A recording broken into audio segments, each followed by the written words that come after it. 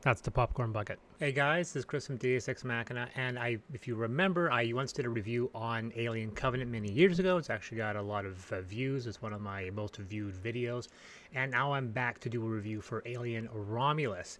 If you go online, there's especially in the AVP Facebook group, there's a massive amount of vitriol and combating, like fighting between these camps who either love it or hate it.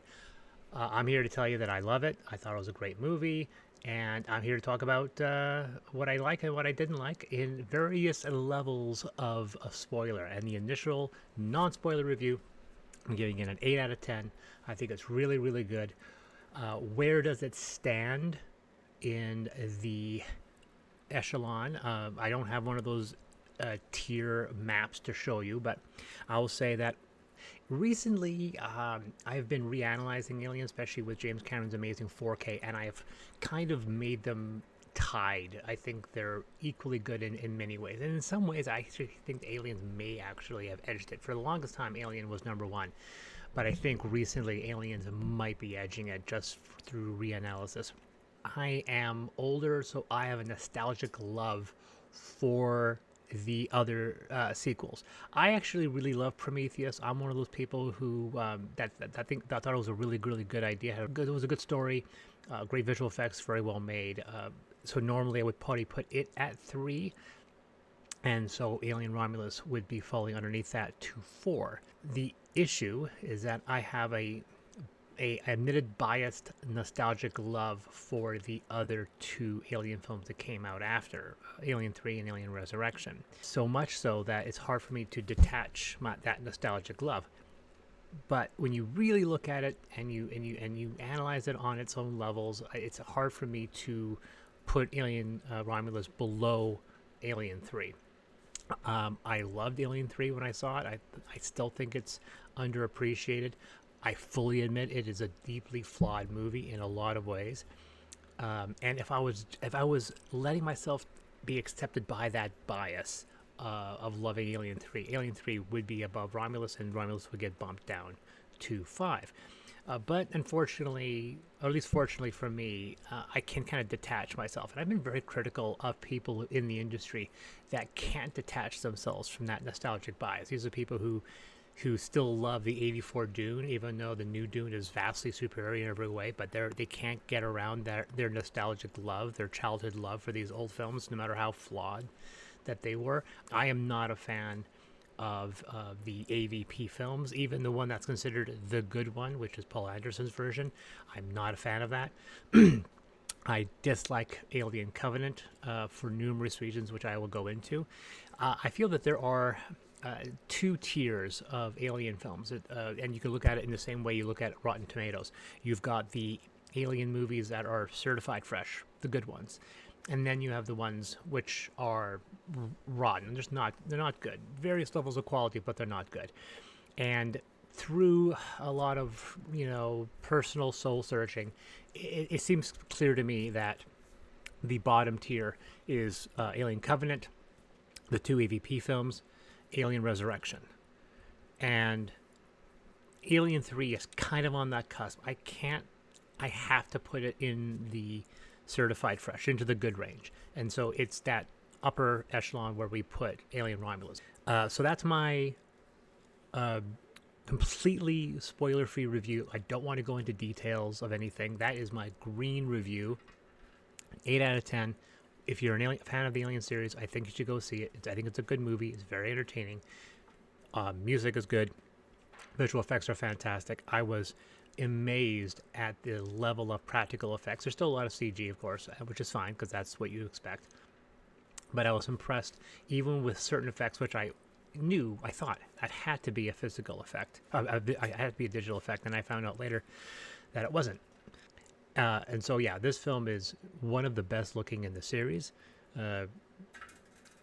Very well made. It's faithful to the visual style of the earlier films. So that's the green review. Now we're going to go on to the yellow, which is very, very minor spoiler. Someone actually said, before I saw this film, I saw one person's review that said, "This is the Force Awakens of the Alien series, and that is an incredibly accurate description. Alien Romulus is the Force Awakens of the Alien series. However, I will say that Romulus does it better than Force Awakens. I like Force Awakens. I do enjoy the film, but I fully acknowledge that it is incredibly unoriginal. It doesn't bring anything new. In fact, the callbacks and I say plagiarism is so blatant. It's very distracting. So I'll say that Alien Romulus is a better remix of the Alien series than The Force Awakens was of the Star Wars series. It does a better job trying to appear original when it isn't. So that's the second, and a perfect example of that is it occurs within the first minute of the film. And I do mean the first single thing you see. Before you see a single effect shot, I am referring to the Fox fanfare. For those people who know, 20th Century Fox made all the Alien films, and up until recently, until Fox was absorbed by Disney, they had a signature fanfare. You had the Fox logo, you had the sweeping spotlights, and you had that very famous fanfare. And for Alien 3, they did something slightly unique, which was never done before and has never been done after.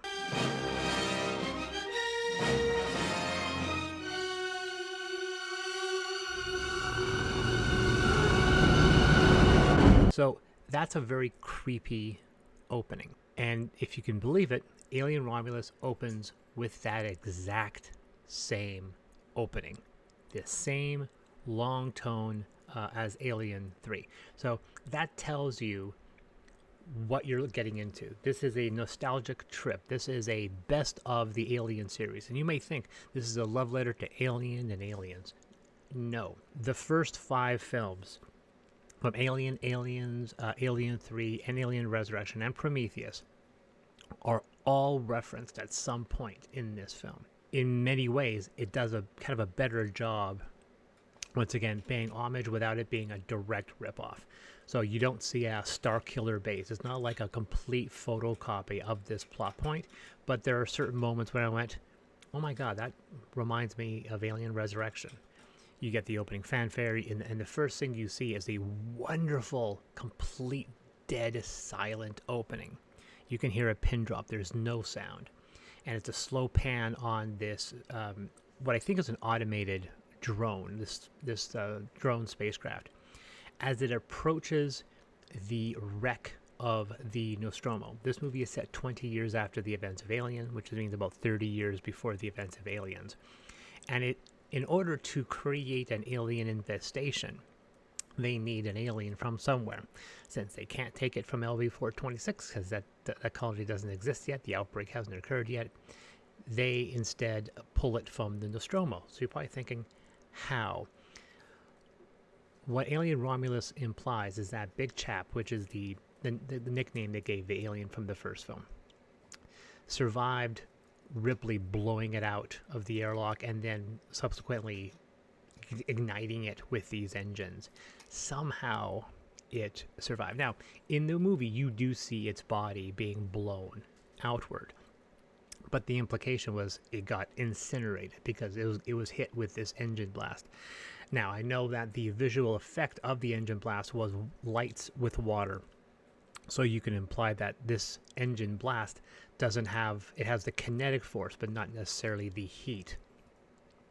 That's a pretty long reach, but suffice to say, since you don't see the creature disintegrating, then it actually survived. And this film implies that since it was blown out, it was then pushed back to the Nostromo wreckage, where in response to being in deep space, in the cold of deep space, encased itself in some type of chitin shell. And it stayed there basically in stasis until it gets picked up at the beginning of this film. Once again, I'm not like, you're ruining the whole story. This is the first minute of the movie. This is before even the title Alien Romulus pops up. The whole premise of Alien Romulus is on the presumption that the alien from the first film survived Ripley, got floated back to the wreck of the Nostromo where it was subsequently picked up. If you have an issue with this, I can totally understand. There has been this argument that every subsequent Alien film has diminished Ripley's sacrifice. She kills the alien in the first film. No, you didn't. It's actually alive in Alien Romulus. You saved Newt and Hicks from aliens. No, they didn't. They died in Alien 3. You killed yourself to kill the last alien in Alien 3. Nope, we're going to resurrect you in Alien Resurrection. It seems like no matter what we do, like Ripley's efforts always seem to be in vain, which is an unfortunate side effect of trying to continue this franchise. And there's a valid point to this. I didn't like the idea. It's the same reason why somehow Palpatine returned. In the same way, somehow the alien survived. And so in many ways, but once again, Alien Romulus does do it a bit better. I didn't feel so angry as I was with the return of Palpatine. That being said, from a plot inconsistency, it doesn't make any sense. That the alien would be blown out of the engine, drift back to the Nostromo, where it would be found in the wreckage. It doesn't make any sense.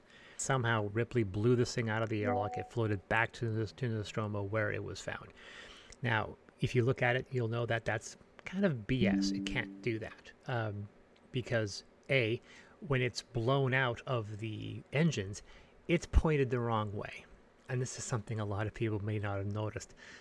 When the shuttle Narcissus is ejected from the Nostromo, it's actually leaving back first. It's actually pointed, its nose is pointed back to Nostromo, and these front engines are firing. When she blows it out of the airlock, it crawls into the main engines, which are pointed the opposite direction, which means the alien should have been blown out the opposite direction, further out, away from the Nostromo. And someone's going to say, you're a big nerd, but point is that it is technically a plot hole. So yeah, this whole film is based off of the crisis forming because of the recovery from Big Chap. And not only that, but Big Chap isn't really the villainous creature. Just other aliens are. Big Chap is just the impetus to get the story going. If you have an issue with this, you're going to have to get past it, because that is the trigger that they needed to make in order to get this story going. Star Trek has never been big on nostalgia. In fact, it only started to really play off its nostalgia within the last 4 or 5 years. It did it with Star Trek Strange New Worlds. It's doing a lot now with other Star Trek shows, Prodigy, and people really want Legacy because they want that nostalgic kick. Star Wars is basically, it's hampered and hindered by its nostalgia. Its fans don't want anything new. They just want recycled stuff, and they've been wanting that for the last 20 years, and there's been a problem with the franchise since the end of the prequel trilogy. Alien has never done that. In fact, Alien Romulus is the first time that they've decided to go the nostalgic route. And I don't really like the precedent, because I'm worried that they're going to just sit on this from now on.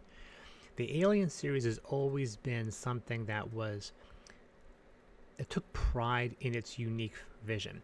The first film, Alien, was a result of numerous visions. I have said numerous times in other videos that I don't really appreciate Ridley Scott's assumption of the franchise as his entire brainchild. He did not write the story. He's not the one who brought H.R. Giger into the production, and people have said the fact that the Alien is much of Giger's creation as it is Scott's, and Giger was brought on through Dan O'Bannon, who had worked with him in Dune. Some people, I imagine some people may not know this, but yeah, you think that, oh, this is all because of Scott. I go, yeah, well, Scott's a brilliant director, and he's done brilliant movies, but I don't really appreciate him trying to take so much ownership for things he did not entirely create on his own.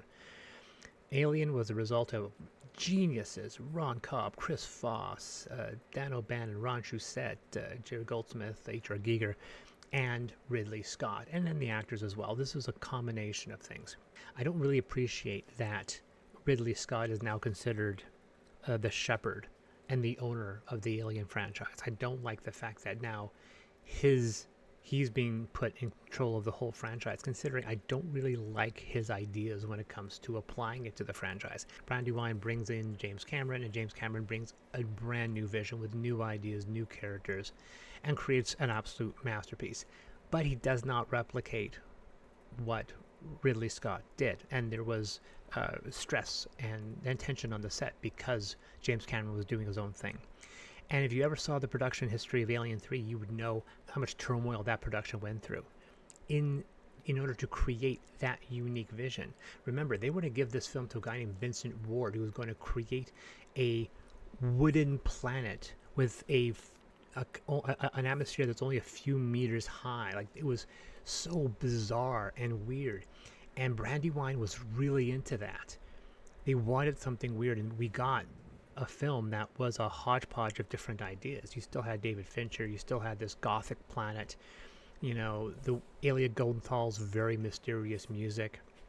Alien 3 does not feel at all like Aliens or Alien, despite this push from Fox to try to make it more marketable. In the end, I really gave it credit. This is the reason why I still love Alien 3, because despite the hell it went through, they still presented something that I think was entertaining, but it was also visually a unique, the creature was unique, music was unique, performances were interesting. Yeah, it suffers from elements in the writing of characters, because a lot of characters feel the same. But I thought the dialogue was sharp. The characters that were defined very well. And then we get to Alien Resurrection, and Alien Resurrection is so goddamn French. It is such a French movie. It is, in fact, it's just got bizarre things that only a French director would think of. Like, and I don't know whether or not, because I don't recall reading this in Joss Whedon's script. The breath analyzer to open doors just seems like something only a French director would think of. But Jean-Pierre Jeunet directed a very uniquely uniquely French film that's reflecting his imagination. He's a great director. And so when you look at those four films, from Alien to Alien Resurrection, you find a really unique collection of visual styles. Then we got to the AVP films, which are generally junk. I'm not a big fan of Paul Anderson. He made one really amazing film, which was Event Horizon, and everything else has been kind of crap ever since. And then we got to the Strauss brothers. I think it's the Strauss brothers who did AVPR, and that film was awful. It's badly lit, badly directed. It's not a great movie. And then these guys have shown the fact that they're not very good directors, because after they did AVPR, they went and they did Skyline, which is one of the worst science fiction films I've ever seen. So that franchise seems to be dead in the water. They bring back Ridley Scott because they want to do a new Alien film. And they were pushing to try to do a prequel. They brought John Spates, who's a brilliant writer who also did Passengers, and which is the movie not good, but his script is good. He also did Dune, and he also had to hand a bunch of other things as well. I think he's a brilliant writer. He writes Alien 5. They basically forced Ridley Scott to direct it, saying this film's not going to get made unless you direct it. He says yes, but he's not so interested in the Alien.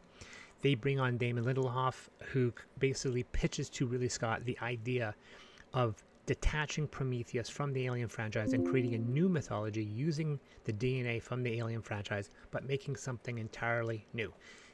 They tried to do this, and I love Prometheus for that. And I've said that I love Prometheus as a standalone film. As an Alien movie, it's not particularly good because it breaks some of the canon from Alien. But I was willing to embrace it as a standalone film. And they said numerous times, this is not an Alien film. It's built using alien DNA, but if we were to do a sequel, it would be Prometheus 2. It would never lead into Alien because this is a separate franchise.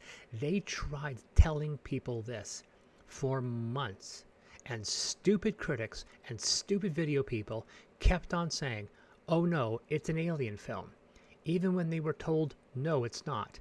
And then critics and fans afterwards said, oh, you see, there's an Easter egg of an alien. This is an Alien film all along. They were trying to tell us it's not an Alien film, but it's actually an Alien film. And I almost wish they didn't put that stupid Easter egg at the end of Prometheus, because then maybe people would have accepted that this was a standalone movie and it wasn't meant to be part of the Alien franchise. And I hate the fact that the executives bowed to stupid, naive writers and people and YouTube bloggers and so forth that accepted that Prometheus was in fact an Alien prequel, and then they made Alien Covenant to retcon Prometheus into the Alien series and therefore solidify numerous plot holes and setting inconsistencies that they have yet to fix, which we'll go into in our orange orange spoilers as we talk more about the film Romulus. And that's always been a problem they are suffering from today. And there have been films that, not saying the films, but properties that have tried to find ways to justify the connections between Covenant and Prometheus with the rest of the franchise. The two recent video games, specifically Fireteam, did a pretty good job in trying to justify the connections between these stories. You look at those 5 movies, you look at a unique vision.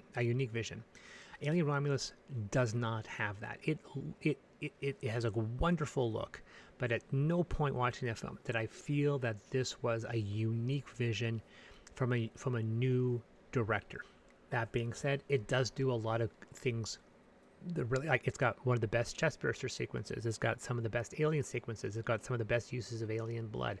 We get to see what the initial alien cocoon looks like, which we hadn't seen before. We see chestburster, and then we see full-size alien. We never see the chrysalis, which creates a full-size alien before. We get to see it in this film, and it is as awesome as you wanted it to be. So much so that I think that they took the idea of the chrysalis from the movie Species, which is another Giger-associated production. So yeah, if you're looking for an original idea, Romulus doesn't have it. It does do the remixes very, very well. Which brings up, going into the orange spoilers, talking about some more specific things in the story. I really love the characters. We have, there's, let's see, 7, I think there's 6 characters in the story. A lot of people think, that was very obvious that Sigourney Weaver was going to be the surviving character. But she wasn't. Remember, in the first Alien, Tom Skerritt had top billing.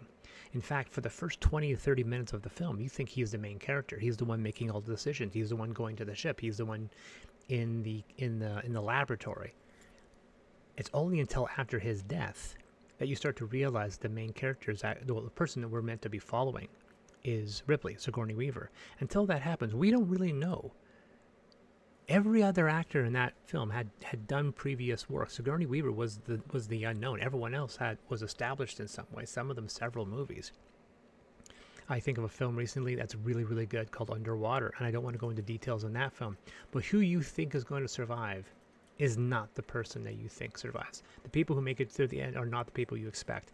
And I really appreciated the film kind of upsetting what your expectations are. Most horror films try to make it seem less obvious who's going to make it and who's not. But the Alien series has always been pretty predictable.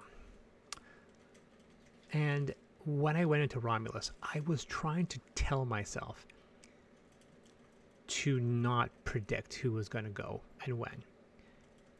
Because I was willing to be open to the idea of a character surviving that I wasn't expecting, or having a character I wasn't expecting to die. Don't worry about that with this film. Who you think's going to survive is exactly who's going to survive, and the people you think are going to die are absolutely going to die. Now, I'm happy to say that this doesn't replicate the problem with Alien 3. We actually have a small group of characters with names, personalities. So whether or not you like them or not, you can at least distinguish them. They're characters that I have to admit I thought were pretty well established. There's some people going against these people because they're young. I don't care. Get over it. Seriously. So what? These characters are in their 20s. I'm fine with it. I don't need elderly people in my Alien film. I don't care. These characters were relatable in some ways. I could understand them. They weren't very well developed, but in the end, I could distinguish who they were, at least. They were better written than the characters in Alien 3, other than, say, Dylan and in The Doctor, played by Charles Dance, whose name, yeah, but Dylan, obviously, Charles has done very well written characters, but Alien 3 was surrounded by 20 to 30 bald British guys. You're like, oh, good, there's Pete Postlewaite and the rest. That was basically it. Even the actor who played Morse. There's only like 3 or 4 characters in Alien 3 outside of the primary 4 that you remember at all, which has always been a problem with that film. Thankfully, with Alien Romulus, with these characters are recognizable, but I was surprised at how long they lasted until. Like, it wasn't one of those things where they're dropping like flies. We don't have a lot of background characters that are just there to get killed. It's not like here's this, like some films, they have a set piece. One guy's going to die in that set piece, and then we're going to move on to another set piece, and another character is going to die. This was very different. You actually had a situation where these characters were surviving multiple scenes over and over, and so I was just like, oh, this is when this guy dies, and then that's not what happened. This guy survives, only to get taken out at a later scene. There are 2 characters. Kaylee Spaney plays a character named Rain. There's a character named Andy, played by David Johnson.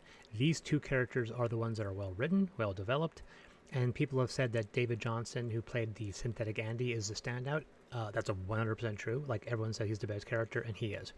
It's a great premise. Rain's parents died, and Rain's father reprogrammed a recovered synthetic Andy to basically keep Rain safe and to keep her safe and to be her friend. And as a result, she calls him her brother. Like, he's family to her. He's a malfunctioning synthetic, so there is some kind of allusions to him being like neurodivergent is kind of how it's presented. And at a certain point in the story, he gets upgraded through a chip so he can access prohibited sections of the Romulus space station. This reprograms him and creates a adverse personality, which our character of Rain is kind of combating with. And it forms the crux of this story, but their relationship and their loyalty to one another is basically the center point of this entire story. And I absolutely appreciate that they decided to focus on this relationship rather than just it being a one-person story. It's a two-person story. It's a story of these 2 people. And I really, really enjoyed their chemistry, their writing. But if you think, oh, I'm really hoping that Tyler makes it out, or Bjorn, I'm like, don't get attached to anybody else. Okay, because that brings us to the more spoilerific aspects of the film. The first I want to bring up, which is something that's now getting spoiled a lot more often, is the inclusion of one specific character. A synthetic shows up, not David Johnson's character of Andy, but a rival synthetic that they recover. He's got the whole Bishop thing where his upper torso has been torn in half. Once again, another allusion to Aliens. And he's like that for the whole film. And they they don't reconstruct him, but they reactivate him. And he ends up being a helpful hand and then eventually the antagonist for the whole story. This character is going by the name of Rook, but he has been known in another film as Ash. So what they did is they de-aged and, well, they don't de-aged because unfortunately the actress passed away. They took the likeness of Ian Holm from Alien and put it on the face of this synthetic. Someone had referenced that. Why do Disney products, why do they keep on insisting on putting de-aged characters in their films? It's an interesting observation. Why in the world did they have to spend probably an extra few $1 million digitally putting Ian Holm's face and getting either a voice actor or an AI replication to recreate when you could have just grabbed any actor? It could have been any synthetic. We've seen numerous other synthetics pop up. It could have been a replication of David from Prometheus and Alien Covenant. You could have done that. You could have brought that actor back. But instead you chose it to be Ian Holm. And it doesn't work for me. There's the momentary of, hey, look, it's an Ash android from Alien. And then that moment passes. And at that point, I'm staring at what is not 100% convincing visual effects. Alien Romulus has some of the greatest visual effects in the Alien series. It looks fantastic. But the visual look of Ash just looks like a mask. And I know they can get away with that because he's synthetic and he's been damaged. But it's still a jarring, very obvious visual effect. And it could have done a lot better job. Hell, they could have gotten another Bishop even. I would have I would have been okay with that, because they could have gotten that actor, used his voice, used his likeness. In Alien 3, they made it a complete animatronic and had it work that way. They could have done that. Instead, they went with the digital de-aging route, and outside of that initial, ooh, look what they did, that moment passes, and the next thing you're spending hundreds of thousands of dollars to continue this effect when you don't need to. So it didn't need to happen. So I had a real issue with that. I loved the other effects. The acid effects were really good. Once again, we have that chrysalis, which is, I think, a little inspired by Species. There are references to Alien Isolation, the game, which I really liked. The film's got really good pacing. There's a couple jump scares. There's some great tension. I like the fact the facehugger becomes an even more dominant force.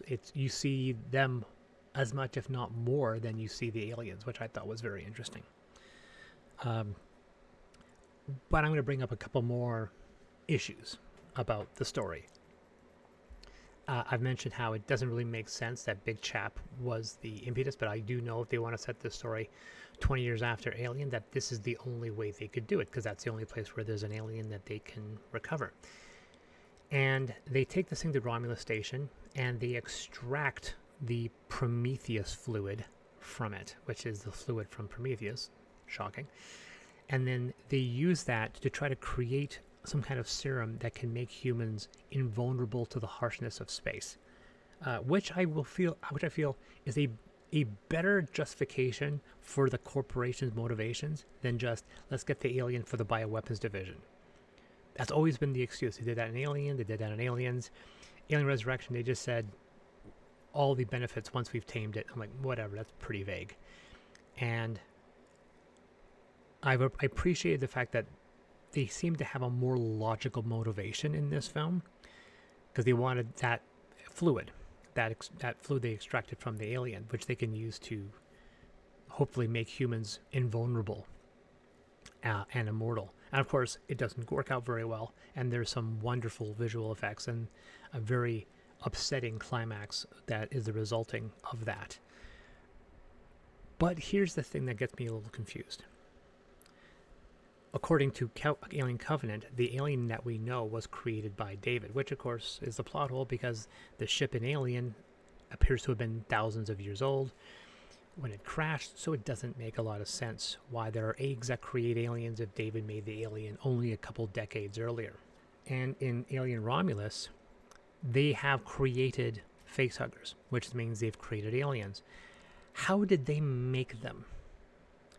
Now, what is interesting is that you never see the eggs, because it seems like they didn't make the eggs. They just made the facehuggers, which means somewhere in the DNA soup of the xenomorph, there's the knowledge to create facehuggers somehow. And somehow the Romulus Romulus/Remus station recreated the facehuggers. How? Like, we see rooms that are filled of these vacuum sealed containers of facehuggers, which means they've been genetically building these things. It never explains how. They say how they got the chappy creature, and at some point it broke out, and then they killed it, but they managed to extract this fluid and then using it on test subjects.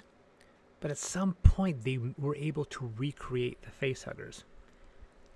And because of recreating the facehuggers, they were able to recreate the original alien. Which leads to me to believe that the only theory that I can accept is that when David made the Alien Covenant, he's simply recreating an experiment that the engineers did themselves thousands of years earlier. So he didn't create the alien. He just created that alien. He was able to recreate. So it wasn't something that was a bespoke creation that he could take credit for. All he did was recreate the original experiments and created the alien on his own. I'm basically implying that David's creation was a coincidence, which means that decades later in Alien Romulus, these scientists were able to do the exact same thing and do it without eggs. They just basically were able to mass produce facehuggers and do it on a grand scale, because there are dozens and dozens of facehuggers on this thing, and you don't see any eggs. which means that most likely they're able to create these facehuggers without eggs. And so there's some type of genetic factory somewhere on the station where they're just making these en masse. And that's how we get our aliens, because they lose control of the infestation. But they never explain how this is. How can you recreate the facehugger from DNA samples from an alien? I don't know how that. There's no explanation how they can do that. There's a through line to the climax using the Prometheus fluid, but the alien facehugger, and then which is the whole process of life to get to the alien, is never explained. They never explain how they got to that step. And a final point I'll say, I definitely will acknowledge the homages to Alien Resurrection. So like the ending of Romulus plays off of Prometheus and Resurrection to create a new monster that menaces our surviving characters in the last 10 minutes of the movie. And I was really shocked to discover that that wasn't a CG and it wasn't really an animatronic creation. That's just a dude they threw in makeup. They grabbed this 7'11" young basketball player and they threw makeup on him, and it is one of the most effective practical effects, I think, in the entire film. I don't think people are giving this enough credit. How much they got away with getting just a very lanky, long-necked dude and slapping him in makeup and making him an alien. It's, like I said, I cannot praise the physical effects in this movie. Other than the Ash de-aging, this film is perfect. There's not a single effect that's misstep. Apparently, they even used physical models for the spaceships, too. Like I said, this is the type of film that I love seeing. I love dark space. I love the old and the retro feel of it. So I'd almost wish that the director had more of a unique vision using that old style visual effects and old style cinematography and old style set design. It was kind of disappointing in a way that he had access to these wonderful sets and access to this wonderful talent, and we got something that was just the best of hits of their 5 best movies. But that being said, it's a masterpiece in that retro nostalgic love. It did it better than other attempts to do the same. I think when I watch Romulus again, I might get a different opinion, but I will say after I watched Romulus, I wanted to go see it again, and I still want to go see it again. I want to see it again. Even thinking about it now, talking about it, I want to see it again. Because I love the way it works. I will say a couple of nostalgic bits do seem forced when you're recreating certain ideas from previous films. That's one thing. When you're reciting lines, you have to be really careful when you're quoting previous films. Like in Prey, when he says, "If it bleeds, we can kill it." It makes perfect sense within the structure of that story. But in Romulus, there's a point when someone says, "Get away from her, you bitch," and it doesn't work. It's jarring. There's no implication of gender at any point. In Aliens, when she says it, it's the queen. There's an implication of gender. But when one character says it in Romulus, it is such an obvious hallmark, reference to the aliens. It's a little jarring. That's probably the only time where the nostalgic tapping didn't work for me. It's a very well-structured film. If you liked Aliens, Alien 3, if you like the series, this is definitely going to be an entertaining film. If you were one of the fans that dislike this film because it feels too similar, unfortunately, that's the world we live in. Original science fiction films have not been doing well. Unless you're Christopher Nolan or Steven Spielberg or David Fincher, you're not making original science fiction films. And so we've seen original films come out and then they bomb. And so whenever someone says, "Where are all the original films, especially the original high concept genre films?" And the answer is, you didn't see it, and they lost money. So no one wants to take risks like this anymore. So unfortunately, I hate to say this, because considering that the Alien Romulus has been a blockbuster, this is probably how it's going to be. I don't think I'm worried that we're not going to see another unique vision within the Alien series. We're certainly going to have a sequel to Alien Romulus. I'm sure Fede Alvarez has already been told to start working on a sequel using these two main characters or something like that. And we're going to see more of a nostalgic edge. I would love for them to take ideas from Alien's fire team, especially the planetary. Like, there's some great planetary levels in fire team, which I think could definitely be used as a as the setting for an Alien film. But we'll have to wait and see. Anyway, guys, this is Chris from Deus Ex Machina. I'm going to go edit this, and I hope you find it as entertaining as I was in recording it. See ya.